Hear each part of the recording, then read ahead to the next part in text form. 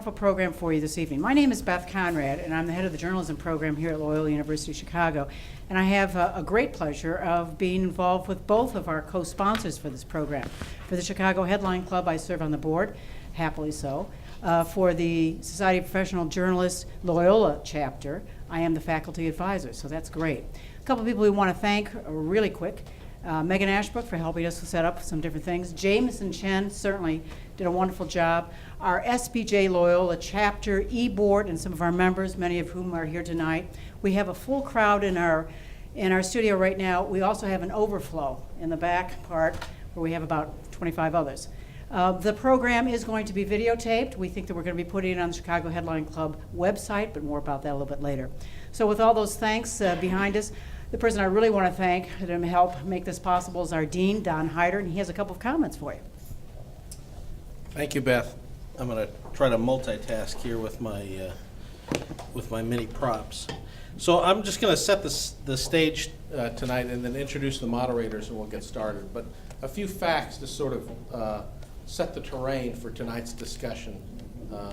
First of all, cable TV's profits last summer for the first time surpassed broadcast television in the United States. So that's one interesting fact to think about as we think about this new entree into cable news in the United States. Who do you think gets more viewers right now in terms of cable news? CNN, MSNBC, or Fox News Channel? Anybody have any idea? Yeah. Fox is correct, so you get the first door prize. You can't throw it all the way back there and not injure someone, though, is the question. Why don't we pass it back? Yeah, right. Nearly a year into Jeff Zucker's reign at CNN, CNN has now endured its lowest ratings. Weekly ratings are now about 385,000 viewers a week. MSNBC is doing about 680,000 viewers a week. Fox News Channel, 2.4 million viewers a week. So now we have this new entrant, Al Jazeera America. And for tonight's second trivia question, Al Jazeera America was formerly known as what? Yeah. Current TV. Exactly. Good job. I'll throw this. You ready? Nice catch. So they're working at a very big competitive disadvantage, though, because current TV was only in about 40 to 43 million households in the United States. So they don't have as big a palette to work from. So that's a big competitive disadvantage. Initially, their ratings are low, but of course they just went on the air, and so there's great hope that they will build. But this also, in a country where 1 in 6 Americans still believe that President Obama is Muslim. So what does that tell you about our phobia about the Middle East? And what effect will that have on credibility and people's willingness to watch the new network? Al Jazeera Network is created and funded by who? Anybody know? It's the last trivia question. Yeah. Yes, exactly. You get the hat, the nicest present. Here, pass it back. The channel's chief executive, Ahib al-Shahabi, has described his goal as fact-based, unbiased, in-depth news with less opinion, less yelling, and fewer celebrity sightings. How many people have watched the new Al Jazeera America? Yeah. And have you seen much celebrity news? No, they're good for their word so far. It seems to be more straightforward news reporting. A couple other things to think about. One problem I've heard raised about it is, can we trust any news source owned by a government? I would just offer this. There are a few precedents.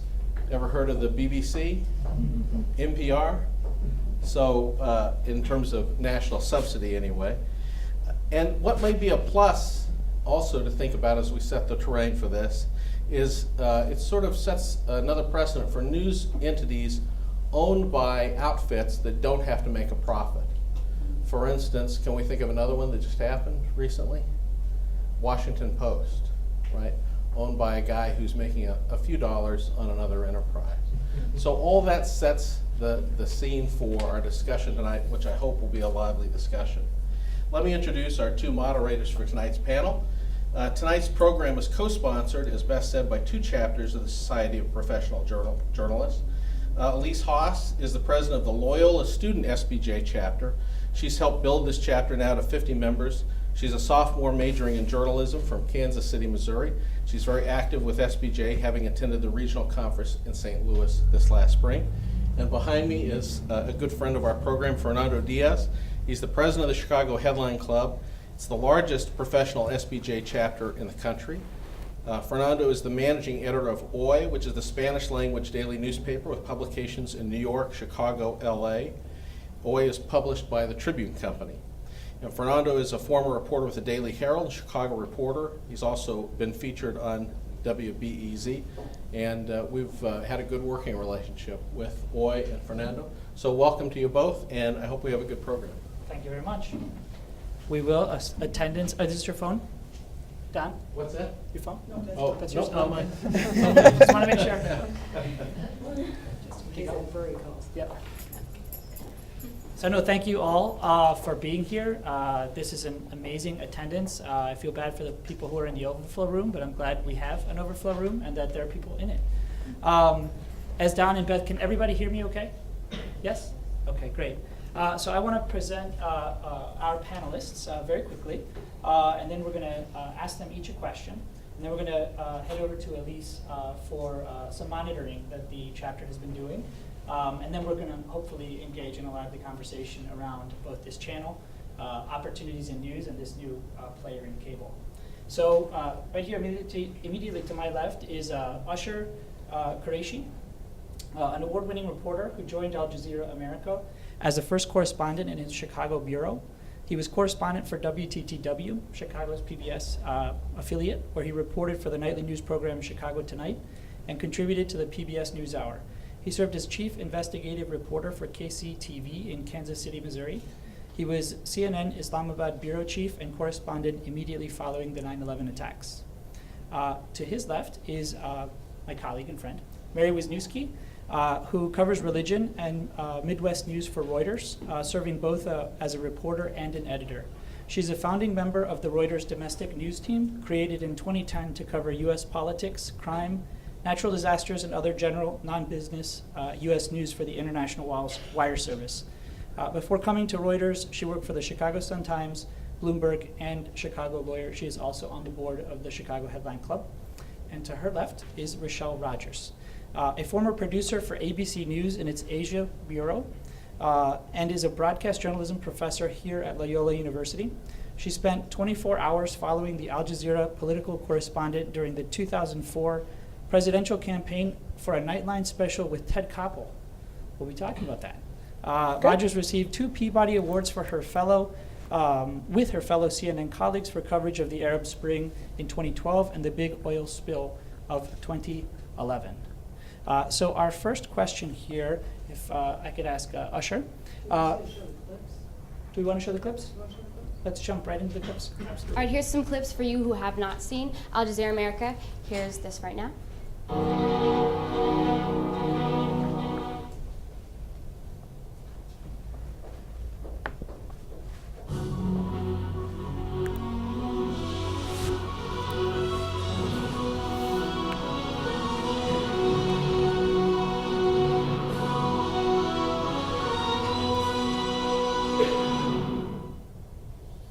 Welcome to Al Jazeera America. I'm John Siegenthaler. Here are tonight's top stories.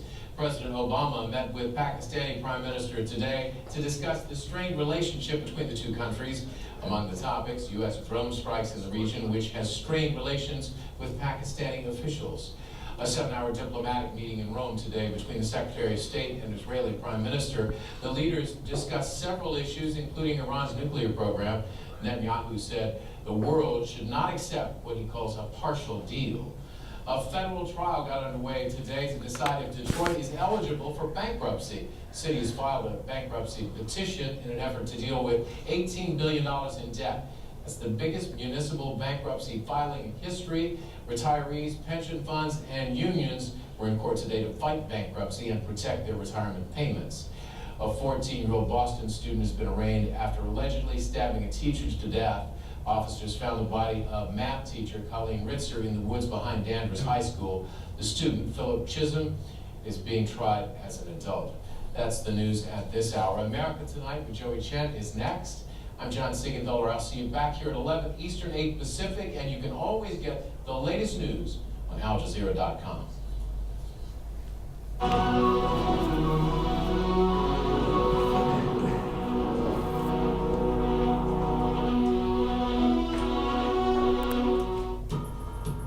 On America Tonight, their day in court.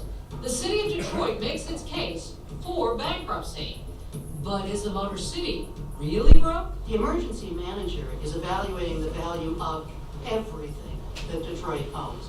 Also tonight, giving voice to another troubled Michigan community. We need some leaders, learners, historians, teachers, lawyers, and warriors, politicians, and doctors, and dentists. We need some champions.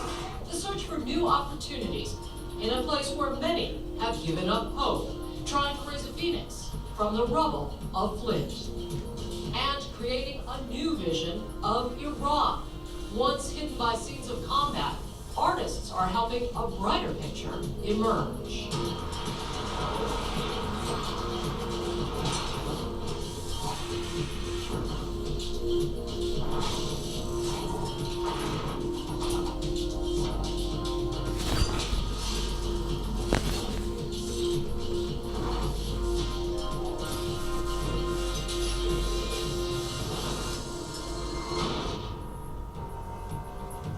Good evening, thanks for being with us. I'm Joey Chen. At the heart of the fight over Detroit's future is what seems to be a simple equation. But in a Motor City courtroom today, the first witness in the city's bid to be declared bankrupt delivered a scathing assessment. He has calculated the pluses and minuses on Detroit's ledgers and determined that the numbers just don't add up. He said that if the city had to pay out its pensions and other payments next year, it would be $250 million in the hole at best. But city workers and pensioners just aren't buying it. Hundreds came out in protest today. They say the shortfall claim is just pure fiction and that city leaders didn't work hard enough to negotiate settlements with creditors before Detroit's July bankruptcy filing. If the city should win this unusual case, it could be free from having to pay out its pension obligations to those city workers.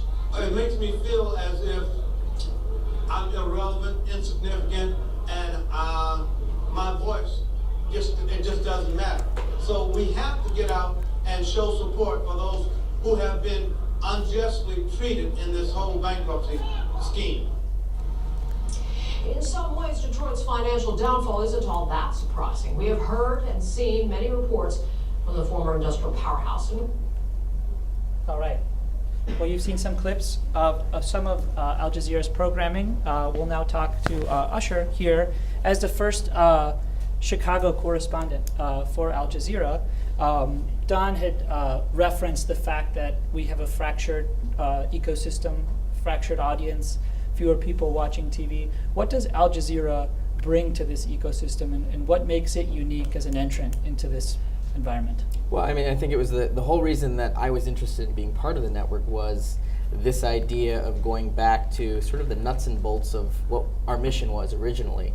I worked for CNN for almost 7 years, and back in the late 90s, early 2000s, up until, Ted Turner was still, the head honcho there, we did some really amazing work, and I was really proud of the time that I had at CNN. But I feel like in the last decade or so, there's been sort of this shift away from traditional news gathering to more of a talk radio type format where you have a lot of round tables, a lot of discussion, a lot of talking heads, and very little boots on the ground gathering and parsing of information. A lot of times it's opinion masquerading as fact, and I think that this was a good time for Al Jazeera America to make it in. I mean, there had been attempts since 2006 for Al Jazeera English, which was the original English language version of what we've become, to enter the U.S. market, and it didn't happen at the time for various reasons. Carriage issues. Not finding the cable operators or the satellite operators amenable to having what they perceived as an international channel on the lineup. They said that there was no appetite for that, no interest in that, and so I think given the extra, couple of years, the extra 7 years it took to get Al Jazeera America on the air, it just made the entire atmosphere get to the point where it's like, well, where do you go for solid, straight down the middle, fact-based reporting? Mm-hmm. And it seemed like everybody had sort of gone off in their directions, either to the right, the left, or the talk, and this was a ripe opportunity to go back to going out and gathering news. Mm-hmm. Mary, we'll go with you here for a follow-up to the comment on boots on the ground and that it took them a while to get here, but they're here now. You work for Reuters, which is an international wire service. Are they a competitor? Does Reuters see them as somebody that they're going to have to be, catching up on or following up? There's certainly something we have to be aware of right now. That audience numbers, as we talked about before, are very small. But I'm really impressed with what they're bringing. From what I've seen of the station, some of it is a little, I'm used to, being on breaking news all day long and, kind of being hyper and following what murder and what tornado and what this and what that and what election. And I watch cable news all, it's up on the side of my desk, every day, and I'm seeing all these flashing headlines. But I don't learn a lot from a lot of these stations. I learned, on Fox I get to learn kind of what the right is thinking and what they're focusing on. On MSNBC I get the same from the left, but they don't really teach me anything that I need to know about the world, with some exceptions. With CNN I do learn some things, but it's the same kind of little things over and over and over again, so that my head is swimming with this stuff, about the latest missing baby or whatever, when I get home. And when I look at sites that I really respect, like the New York Times or like the Wall Street Journal, I learn things about my world, and in our great big changing world, I want to learn things. I want to be able to understand it. And what I've seen from just my little bit of perusal of Al Jazeera is I learned things I didn't know before. And I think that's the kind of reporting that we need. Instead of all of us reporting on the same thing in a shallow way, we want to have new voices, and we want to have new information, and we want to have value. I don't want my time wasted. And I think if people can see that, Al Jazeera, whoever it is not wasting their time and is actually teaching them something, I think it'll be a really valuable contributor. Mm-hmm. Rochelle, as mentioned in your intro, you have boots on the ground experience following an Al Jazeera correspondent in 2004. You also have substantial international experience.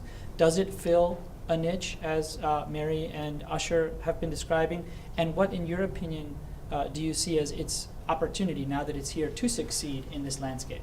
I think that it used to. I kind of would like to disagree with my colleagues slightly, because I think you can turn on any national newscast and see the first block of stories told exactly the same way. And I think what I really appreciated about Al Jazeera International when it launched in 2006 was that there was an in-depth approach to storytelling that you just did not see anywhere else. I mean, Frontline was kind of doing it back then, but not the way that it's doing it now. So I felt like I was hearing about stories and seeing stories that on the air that I just wasn't seeing anywhere else. So I'm hoping that Al Jazeera will stay true to that. I think it's very difficult in this market, considering that the public viewer perception habits are so rooted in opinion news. I mean, when I worked for CNN, I was just astonished at the amount of resources that they had, but yet like you said, it was just basically talking heads, 24 hours a day, 7 days a week. But I do think that I think that the talent roster at AGA is admirable. You have Soledad, you have Tony Harris, Lisa Fletcher, they just hired Ray Suarez.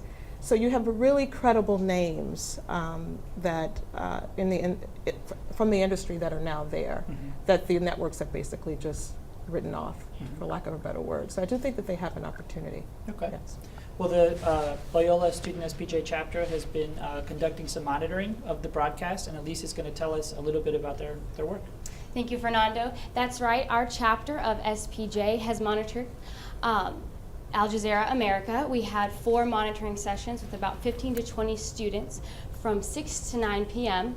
And we had to have several hosts for these events because most of our students don't get the channel. So I'm going to present to you some of our observations that we found. I'm going to break it down between the 4 shows, starting with Real Money with Ali Velshi. Ali Velshi was a former CNN business correspondent for CNN, also the anchor for Your Money. Real Money is geared toward the economy, where Velshi examines economic issues Americans confront every day, and then he presents solutions. Our observations for Real Money, that we noticed that there are many personal accounts used in order to explain larger economic issues going on in America. We also noticed that we like the personalization of these, but the Q&A segments did seem to be long with the small business owners, as well as there weren't many visuals during them. However, there was a great use of graphics, pie charts and graphs that were able to help us understand what Velshi was speaking to, and overall we felt that the show was very straightforward. Next, we monitored the stream, which is broadcast from Washington, D.C. It's hosted by veteran journalist Lisa Fletcher and co-hosted by writer and cultural commentator Wajahat Ali. During the stream, or the show, you can interact with the hosts and the guests via Twitter, Facebook, Google Plus Hangouts, and Skype. Our observations for the stream, right off the bat, we noticed that they were definitely geared toward a younger demographic, and it tries to be hip. It's extremely interactive with social media, incorporating viewers' tweets and videos when it comes down to if they trended a hashtag AJamStream. We also noticed that it was very lengthy with their dialogue, and during that time period there weren't very many visuals. If there were, they were stills. We also liked the idea that they did use Skype because it went along with the theme of social media. However, sometimes the lack of quality that Skype can provide, it can sometimes be distracting if the audio is not working correctly. And so a consensus that we gathered from our sessions was maybe that they were trying too hard. Next, we have the news with John Siegenthaler, a former NBC nightly news anchor. They promote this show to be live, breaking, and in-depth news coverage that reports on America and the world for an American audience. Our observations for that, we noticed that they had long interviews and some were pre-recorded. But we also noticed that they spent a lot more time developing and telling their news stories compared to any other news organization. Also, many stills photos were used. There were a couple glitches with character graphics not appearing when they should, and then some repeated B-roll and stills. But the main problem that our members felt with was repetition of sound bites. For example, in one show, President Obama, Senator McCain, and Minority Leader Nancy Pelosi, each of their sound bites were repeated twice in the same newscast. Next and last is America Tonight. This is their flagship show, and they promote it as thought-provoking and insightful, in-depth reporting and programming. Their mission is to report on important, urgent, and underreported stories with the quality and time that they deserve. Our observations for this: we felt that this was the best produced and most promising segment. We felt that it followed and accomplished the mission, and the branding that they report was in-depth reporting. And we also noticed that they begin with one major news story.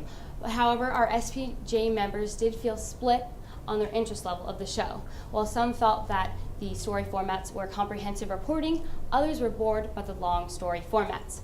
And also, we know that this is the flagship show, and there's only 3 actual commercials during it, and we question, how is this being funded?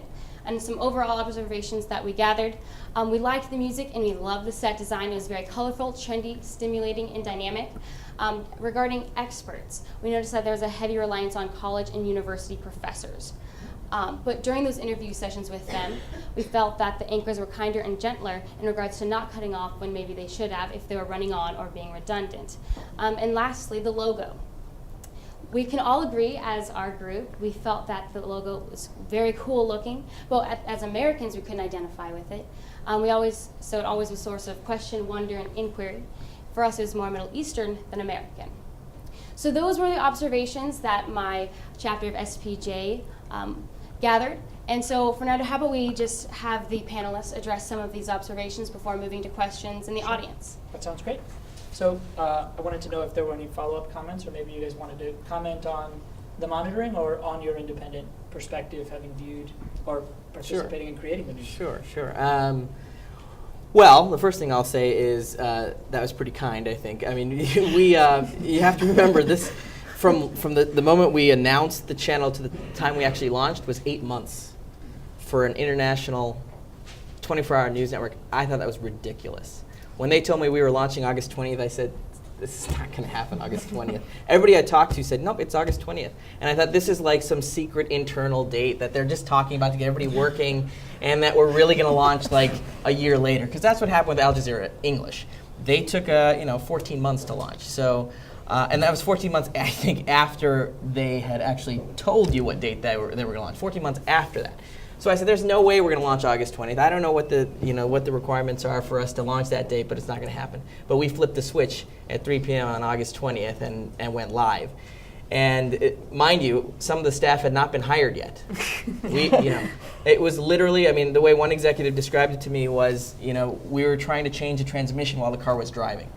So that's literally what we did. Office spaces were not set up, but we hit the ground running. So to me, it's a miracle that half the stuff gets on the air as it is. But I'll agree. I mean, obviously, it's a work in progress. I think that it's a great first start. I think that the stated mission, part of which you picked up on, was to tell those stories about people who aren't the headliners, not the celebrities. Tell stories from the perspective of people that they affect. And that is a huge deal within management and all the way down to every reporter and producer on the ground, is that we tell stories that show a perspective from people who are being affected by it, and we don't just let it be, this side and this analyst and that analyst, but we draw in those human stories. And that's like the number one thing I look at is, we're told when you look at a story, if it's a big picture story, if it's a policy issue, whatever it is, find a way to tell it through a person who it affects. And I think that's one of the things that helps to keep us grounded. But I agree. I think the graphics are cleaner than you're used to seeing. I mean, sometimes I'll flip between Al Jazeera America and CNN, and I forget how much material there is to look at. And years ago, Headline News did this thing where they squeezed their box down to this big, and there was graphics everywhere. And it was like, I don't know where to read, And sometimes I feel like the stream is like that, but I think that they cater to a very specific kind of audience, and they have a very specific sort of mentality and look in mind for that show. And they're all very different, but I think the mission of Al Jazeera, and specifically America Tonight, is definitely on point. And I think that as we continue to get to know each other within the network, I think that the product's just going to get better. Mary, did you want to? Yeah, on the comments that the segments were long, they were boring, I have to admit that when I first started watching, I'd been used to, going flip through the news all day and going through my Twitter feed and going at a real fast pace. I was watching and thinking, oh, this is kind of like PBS NewsHour. Oh, these interviews are going on. Oh, they're just bringing in some experts. And so but I settled in. And I started to get into the fact that they were doing something, they were telling me a story that was more in-depth and that was different. And for instance, a couple of the segments I watched, it was an art collector who had discovered African-American Southern unknown artists and made them successful. I mean, help them to bring their art out and have gallery openings in New York and stuff like that, and have art in the Smithsonian. I'd never heard of this guy. I'd never heard of any of these people. This was wonderful, and they had all this art. And this was something I didn't know before about my own country, and it wasn't about celebrities, and it wasn't about Lindsay Lohan. And once I got sucked in completely into this story, and the same thing they were talking of, they had a feature about hip hop in Cuba. I didn't know there was hip hop in Cuba. Hip hop in Cuba is a big deal, and it's a whole different way of people expressing themselves, young people expressing themselves in Cuba. And I was also really pleased to see. Lots of not enough diversity in the reporting, but more diversity than I was used to seeing. No offense to the blondes in here, but not as many blonde, cute girls giving the news. The people of different colors and looks and accents and things like that. And so once I kind of got used to the pace, I was more into it. But I think that. For one thing, people might have to get used to that pace if they want to watch this kind of news, and the other thing is that Al Jazeera might have to pick up the pace a little bit. So, one thing that I really liked about Al Jazeera International, or Al Jazeera English, I believe it was called, and now is that Al Jazeera definitely knows how to find stories that are not on anyone else's radar and report them well. And I think that is the true standard of a good journalism organization. So I just hope that they stay true to that. And I'm glad that there's no magic wall at Al Jazeera. Sort of the magic. Everyone's laughing here because we know what it is. Do you know what the magic wall is?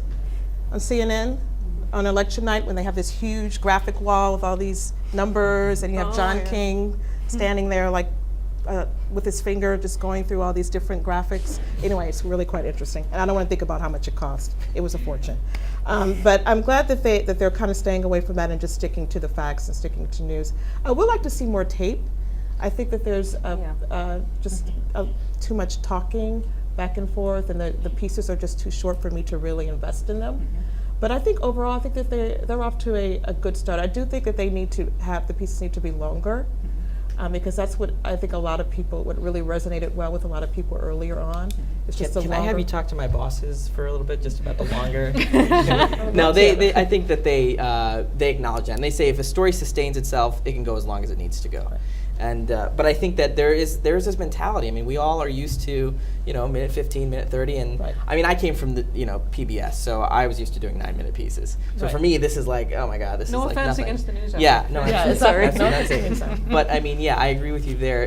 And I think that I think that as the reporters and producers become more comfortable with letting their pieces breathe, that's just going to be a natural evolution because they're tolerant of it. But don't you think to survive, they will have to eventually start? They will have to have an opinion program. I don't think so. I don't think so. Yeah, I think it'll be. I think that's the pitfall. But that's what brings the numbers. When right, I was at CNN, right. we just could not beat them, with the exception of breaking news. Yeah. We could not. We only tied MSNBC maybe twice a year, the entire time I was there, right. And that's because people love opinion. They love to be told what to think. Well, and I'll tell you, there is a very different sort of feeling when I was there in the late 90s, early 2000s. Ted Turner had very specific rules about things we could and could not do at CNN, which I respect, and I respect to this day. For example, we couldn't use what he called the F word, foreign. Nothing was foreign. As far as CNN is concerned, it's a global news network. So perspective has no place there, in a sense, because we have reporters all around the world. We had studios all around the world, so we couldn't say anything was foreign. There's no such thing as foreign there. He had little rules like that. Another rule was, news is the star. That was Ted's motto. News is the star. We don't promote people, we promote the news. Which is why, pre-2000, once he lost control of that venture, you saw a shift from Moneyline to Lou Dobbs' Moneyline. You had a shift from, just a regular news bulletin to AC360. Out front with Aaron Burnett. Everything has a name attached to it. And there's this idea of, if you promote people and sort of a celebrity nature to the people who are giving you the news, you'll draw on the numbers because they'll like those people. And that's what Fox does very well. They do it very well. And that's O'Reilly. and we have some big names, I think, but I don't think that we are, I think we're along that sort of idea of the reporter doesn't need to be in every shot, to tell a story. You don't need to see the reporter. The reporter doesn't need to become a part of the story. Tell the story. Yeah, once in a while you'll see the reporter so you know who you're listening to. Right. But I think that's something that's permeating the organization as well, is that getting back to the idea that we are conduits to the news. We are not the news. Oh, I agree with you. So, but I don't think people want to see that. I think people want to be told what to think. People want cake all the time, but we don't give them cake all the time either. Right, exactly. Sometimes it's time for broccoli, even if you don't like it. But there's a real pressure to, CNN makes $500 million a year before it airs one commercial. Right. Because of subscriptions. Right. But I still think that there's a pressure from shareholders to bring in numbers. And it's a real concern for Zucker. Okay, and that's another point. You brought up the commercials. For example, Yes. CNN, 16 minutes of commercials an hour. We do 8. Okay, and How do you do that? We do that because we choose to do that. Okay. We've chosen to limit the amount of commercial time that we have in a broadcast because it changes the pacing of things, for example, and because that's not our primary concern. We have a sort of a hybrid model in terms of our business. It's sort of very similar to the BBC and PBS in terms of the fact that we have, we work off a grant, but we also get advertising dollars, subscription dollars, and then we have sport that brings in a lot of money as well. But this is a quote, and I don't know if I should quote him, but this is a quote from our CEO. He says that news drives business. Business does not drive news. And that was something that all of us as journalists, jumped on. He said, this is, they don't want to look at the ratings right now. They said the ratings are not our focus. Our focus right now is putting out great content and getting our content at the par and making sure that we're available on all platforms, getting all of our, making sure we're in as many homes as possible and people are getting to see us. So I think that's the focus now. Chris? Yes. Hi. How are you? You know, I'd like to blame daylight savings time. But I'd be off. I had the right month and the wrong day. So. Well, let me introduce Chris. This is Chris Burry. He's a contributing correspondent for Al Jazeera America to the flagship program America Tonight. He is a former award-winning, well, he is an award-winning, you didn't lose them. Award-winning journalist for ABC News, where he was a national correspondent based in Chicago and also a correspondent for the legendary show Nightline.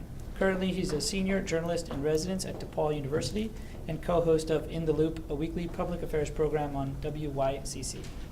Welcome. Thank you. All right. Sorry I'm so late. We were just about to open it up to the audience for questions. We started a little bit late at 6:14. We can go to 6:40. So we want to make plenty of time for your questions. So we'll be, Elise will be handing the mic out on that side. I'll be over here. Anybody who wants to ask a question, please let us know. Yes. I was going to ask, is this strictly global, or is it, well, rather, is it world news, or is it just American? And also, is it just English news, or is it expanding to like different languages as well?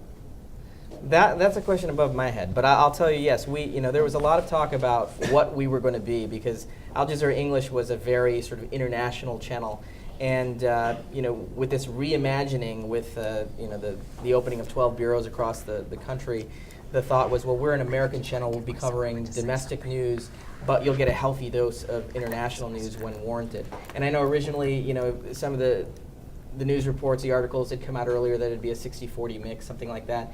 And I know we've sort of pulled back from that because we've really we don't want to put a number on it. I mean, when international news is the news of the day that we should be paying attention to, it'll get whatever percentage it needs. And when domestic news trumps, then domestic news will take priority. But it seems like a waste not to tap into the worldwide resources of the network when you have them. And if you've watched, you've seen a lot of reporting from Syria, a lot of reporting from Cairo, a lot of reporting from Haiti, and a lot of these are correspondents that Al Jazeera has sent from this country to report there. So it's not all relying on the Al Jazeera English bureaus, but there's a fair amount of original reporting that's being done overseas by the Al Jazeera staff here in this country. And what about the language? The opportunity for doing other languages? I'm sure they'll look at it. Yeah, absolutely. I know there's internal talk about expansion in other countries. Yeah. Okay.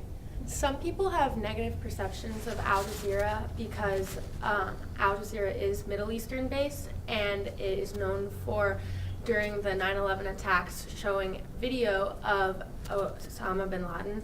How do you plan to counter those perceptions with Al Jazeera America, with such a high population of Americans that have those negative connotations to the name?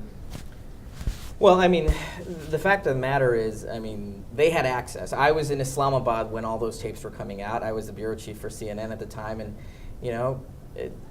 I would look at Ahmed Zaidan, who was the Al Jazeera Arabic bureau chief, and say, how is he getting these tapes? The fact of the matter was there was a lot of jealousy there because they were getting access to these tapes. They were not airing them unedited. They were looking at them as any news organization would at the time.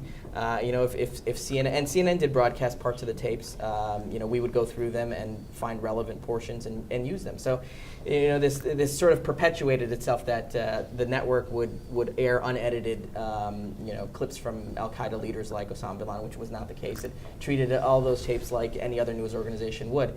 And as far as the negative perception, I think in the last 2 months I've reported from 7 states. Out west in Colorado, I was pleasantly surprised with how many people have said that they've turned us on and they're really impressed with the product. And I think that the product really speaks for itself. And so, people ask, well, who's your target audience? Our target audience is anybody who wants to watch.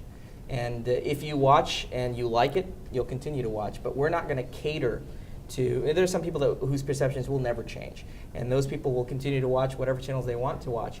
But in essence, we want anybody who's willing to look at this and see the product that we're putting out there and accept it for being a new voice, maybe somewhat different, a different perspective, but solid journalism, and it speaks for itself, I think. It is a fair question, and I think that Al Jazeera is going to have to battle that perception in two ways, both in the content and also in news gathering. I was also in Colorado over the weekend covering the story of 11 counties wanting to secede because they can't stand urban Colorado. And so when you were in a different part of Colorado than I was in. And when we showed up and said we were from Al Jazeera in this little cafe in the Eastern Plains, we got a few looks. And one of the first stories I did as a freelancer for Al Jazeera was up in Oshkosh, and the Experimental Aircraft Association convention. And I overheard one woman saying, oh, Al Jazeera, ain't they the ones that brought down the Twin Towers? And no, Al Jazeera is not. But I think there's some ignorance out there that we have to fight. But I must say that once you explain what you're doing and show them the work that we've done, people's initial resistance often starts to melt away, at least in terms of being out in the field doing the news. Yeah, you said at one point ratings is not the focus right now. Do you have any insight on when ratings might be either become the focus or at least part of a mix? Your guess is as good as mine. I mean, they have benchmarks internally, but they want us in the field not to worry about that kind of thing. And that, as journalists, I don't want to ever worry about ratings. I want to worry about the stories I'm telling. And so I'm sure they're talking about it at a management level, but it's not filtering down to us. It's not something that's in the psyche of the journalists on the ground right now. What does Al Jazeera mean? And part of dealing with this 800-pound gorilla in the room, the negative perception is that this is the Arabs getting in to offset the Jewish influence in media, and that is the negative perception. And how do you I understand how you overcome it, or how you try to overcome it, but how do you deal with it? How do you explain to people that say, I look at the symbol, I don't know what it means. I guess it translates to the peninsula. That's correct. But what peninsula is it? Well, it's the peninsula of Qatar in the Persian Gulf. I mean, Qatar, the government of Qatar, the Emir of Qatar, are the owners of Al Jazeera. And so it does, in Arab, it is the Arabic word for the peninsula. But again, as we said, the only way to get over that resistance to the product is to do quality, straight down the road journalism. And some of the feedback that we've gotten has been people who are really pleasantly surprised, and even some of the folks who are out in Colorado, the ones who wanted to secede from their own state, who had actually seen it, told me that they thought it was right down the middle, which coming from them I took as a big compliment. And just so you know, the symbol itself was actually selected as part of a contest. So somebody designed that, and that's the symbol they came up with, and that's what the owners liked. And a lot of the other part of it is that internationally, Al Jazeera has huge credibility, and there was concern that we would water down the product. And so internally, that was something that the network wanted to make sure that we did not do. And I think that they've put into place, an amazing team, not only in management, but everyone from the producers to the associate producers to the people who are operating the cameras, really believe in the product. I mean, it's kind of weird if you go to New York in what is our temporary broadcast center, and you see sort of the this wide-eyed young journalist kind of feeling. It's like you've got all these veteran journalists who should be jaded, but they're in this newsroom and they all sort of believe in this mission of what we do every day, and it's kind of rejuvenating. And it's for someone like me, it's amazing to see, and I think that will come across in our work, and hopefully people will give it a try, because it's kind of like green eggs and ham. How do you know you don't like it if you don't look at it? Well, I think that one of the enthusiasm from journalists is that, we start out, not thinking that we're going to be Lou Dobbs' money line or whatever, some kind of package. We want to tell stories. A lot of us are, we're storytellers, and we want to convey something new. And I think that if the idea of storytelling as opposed to telling people what to think is something that catches on, I hope that that idea spreads to other news organizations and reminds them that this is something that can work.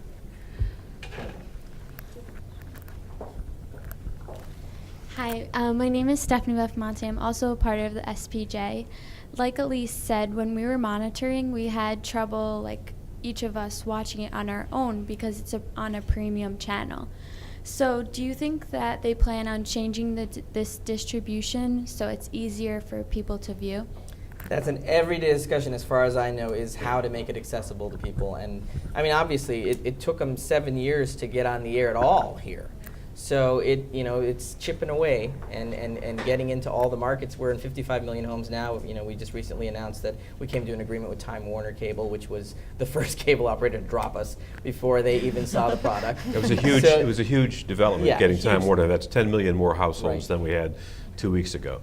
So the big holdout is AT&T Uverse, but now Al Jazeera's on Comcast, it's on RCN, it's going to be on Time Warner, it's already on DirecTV and Dish TV. So the cable universe within about 4 or 5 months is going to be on a par with any other cable network, news network.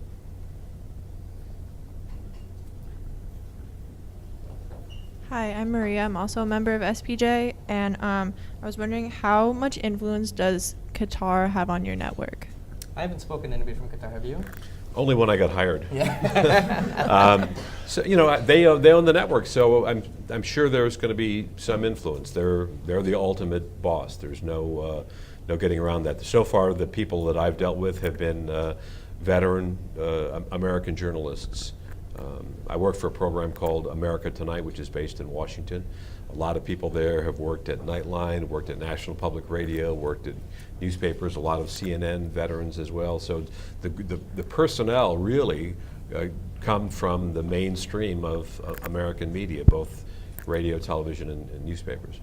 I was at Harvard last week doing a Neiman Foundation workshop, meeting with a lot of journalists from all over the country, and everybody came up to me and said, "You guys are stealing our best people." So we're going after the best of the best from all these other organizations and bringing them into the fold. So it's interesting. Just the Chicago office, for example, I came from CNN, PBS. We've got a producer from Fox News. We've got a photographer from New Zealand. We've got somebody from the Today Show. So it's a very eclectic bunch of journalists from all different news outlets who were looking for something more, and I think that also helps. The diversity of the staff, not only ethnically, obviously, but diversity of staff from professionally, I think is something that speaks to the strength of the core mission of what the network has in mind. We have 2 questions, one back here and right here. You can start. I was just wondering, what is it about the American audience that makes it different from other English-speaking markets that we need Al Jazeera America as opposed to just hitting Al Jazeera English? I'm not sure I understand the question. Why do we need Al Jazeera America instead of Al Jazeera English? Yeah, like what is different about the American audience than, say, the Canadian audience or the British audience? Public perception? Yeah, maybe. Public perception. And also, I think, like at Reuters, we didn't have a domestic U.S. bureau until 3 years ago. We just kind of covered, whatever the top 6 stories that were in America. I know for us, we created a domestic bureau because we wanted to, tell what the important stories are to Americans. Show the American point of view, and not just what what someone in Britain, which is where Reuters is based, thinks is the top American story. So that's why we did it. The other point that differs American audiences from most other audiences is that we've never gotten our news from government-run stations. We have lately gotten our news from entertainment companies. I mean, ABC, where I worked for 30 years, is owned by the Walt Disney Company. NBC is owned by Comcast. CBS is now split off. These are obviously commercial networks, and government television and television news is the norm. It's the norm in Canada, it's the norm in Britain, it's the norm in most of Europe and most of the country. And that's the big difference with the American audience, is they're used to private commercial television. I know that it's you two that are in the Chicago Bureau, but are there other people? So can you talk about the Chicago influence? It sounded like you do stories in the Midwest, and so can you talk about that? And then are there other hubs that are going to be opening? I mean, how widespread is Al Jazeera going to be in terms of having locations where reporters are based? Well, we have 12 bureaus already, so we've got bureaus in Miami, Los Angeles, San Francisco, Seattle, Nashville, Dallas, I'm missing a few, I'm sure. But yeah, Chicago, generally speaking, I mean, I was born and raised on the north side. So I grew up in the city. My dad worked for the city of Chicago for 35 years. I went to school here. I went to the Chicago public schools. I'm a Chicago kid. I'm a Midwest kid. I went to school downstate. I originally thought I was going to be based in Washington, but they said, no, you've got great roots in Chicago, so we'd like you to stay there. And so I think, you know, it was very similar to this idea that instead of, you know, being sort of based on the coast and dropping people into these locations when breaking news happens, you know, this idea of going back to the old idea of having an established bureau that covers a region. We cover 6 to 7 states, for example. That's our patch. And you know, it's almost like developing a beat. You talk to the same people. You make the kind of contacts that you can't just drop in and make. And it gives depth, I think, to your reporting that is harder to get when you don't have, you know, a Nashville bureau or, you know, a Seattle bureau where people are spending every day talking to people in their region. And I think that's you know, it's a model that's been used for, you know, decades, and people sort of shifted away from it in a sense. The networks have basically dropped the bureaus. Yeah. When I started at ABC, there were bureaus in New York, Boston, Philadelphia, Miami, Atlanta, Dallas, Chicago, Denver, San Francisco, Houston, and now most of those bureaus are gone. There's only New York, Washington, a tiny bureau here in Chicago has got 2 or 3 people. There were 60 people when I started in the Chicago bureau at ABC. There's a small bureau left in LA, a tiny office in Miami, and that's it. Well, the bureaus are gone. The networks have gotten out of the bureau business. Al Jazeera is doing just the opposite. They're building bureaus. It's the only network that's building bureaus. And it gives a really skewed view of the United States to have all of your people on the coast. That doesn't represent who we are. So you know, if this is a trend, I hope it continues with the other networks, because, you know, people aren't getting a view of what's going on in the rest of the country, and, you know, everyone looks like an alien. So. All right, we have time for 3 more questions. So you guys have made a point of saying that Al Jazeera is very different than other networks that are already on cable, as it is, you know, with longer story formats and, you know, shorter commercial breaks. I know you're not solely focused on ratings, but what are you going to do if the ratings are so low that you need to, quote unquote, sell out? How does that affect you as a journalist? I guess that's a bridge we're going to have to cross because it's obviously a fledgling network, and it's going to take some time. Now, you know, after 2 or 3 years and ratings are horrible, what are they going to do? They're going to pull the plug? Are they going to start showing cartoons? I have no idea. I think what you've seen in this race for eyeballs among the other networks is the entertainment values have gone way up. And just look at the morning shows. Look at Good Morning America or NBC's Today Show and tell me how much news is in those 2 or 3 hours. Almost none. It's almost all, you know, singing parrots and dancing girls and other things, but it's not news. And so if Al Jazeera goes down that road, you know, it's lights out, basically, I think.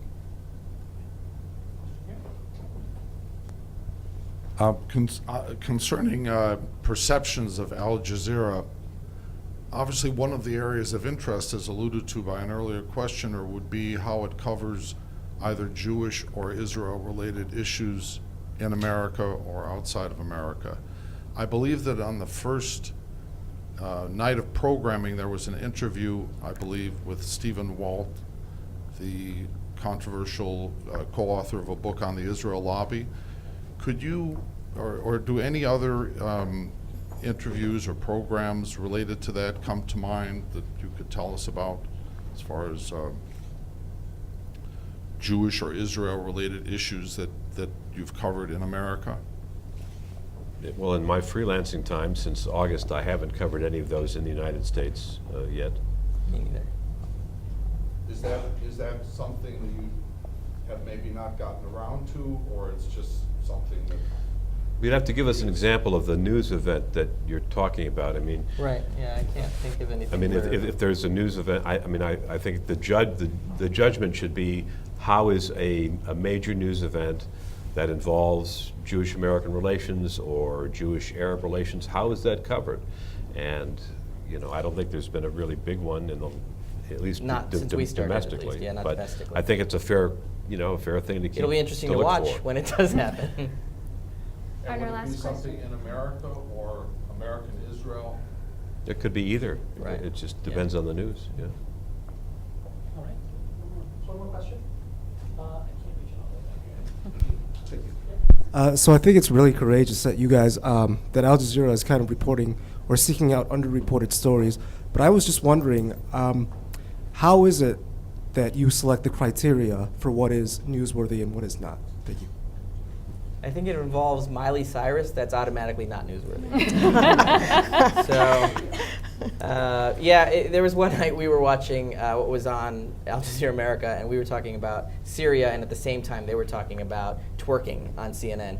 And so we stay completely away from sort of the bottom of the barrel fluffy stuff. And also, I'll tell you, we pitch stories sometimes, and they'll, New York will say, well, everybody's done that story. What can we add to it that, they'll kill a story, even though everybody else is doing it. That's one reason not to do it almost, is that it's just, they can get that everywhere else. Find something that they can't get everywhere else. And I think that's sort of a retraining, If you look at local newscasts, for example, a lot of times you can literally put them up next to each other and the rundowns match, literally story for story, hit time for hit time. And in some markets, that's sort of a measure of success, which is why they rely on the personalities for you to determine which channel you're going to watch, because the content's exactly the same.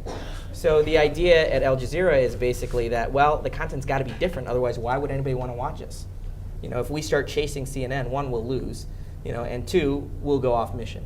So I think, it's more of a traditional sort of outlook when it comes to what is and is not newsworthy. Right. Well, thank you. We want to thank our panel. We want to thank you for your wonderful questions and this amazing conversation regarding this new entrant into the cable news space. Give a round of applause.